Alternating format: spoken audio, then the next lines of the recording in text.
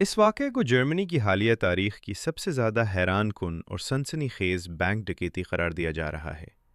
یہ واردات کرسمس کے فوراً بعد ایک پرسکون ویک اینڈ پر پیش آئی، جب زیادہ تر لوگ تعطیلات کے باعث اپنے گھروں میں تھے اور شہر میں غیر معمولی خاموشی تھی۔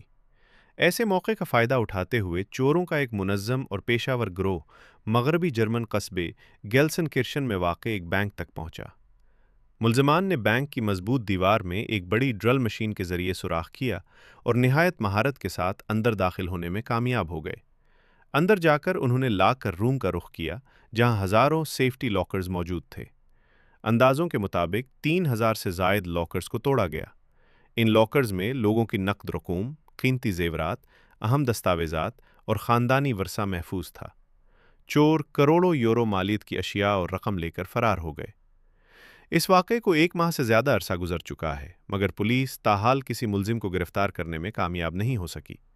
تفتیشی حکام C C T V footage, forensic شواہد اور دیگر سراغوں کی مدد سے تحقیقات جاری رکھے ہوئے ہیں، تاہم اب تک کوئی واضح پیش رفت سامنے نہیں آئی۔ متاثرہ بینک صارفین شدید غم و غصے میں مبتلا ہے۔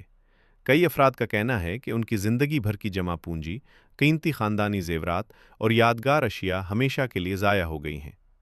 کچھ لوگوں نے بتایا کہ وہ اپنی محفوظ سمجھی جانے والی امانتوں کے کھو جانے پر صدمے میں ہیں اور خود کو غیر محفوظ محسوس کر رہے ہیں۔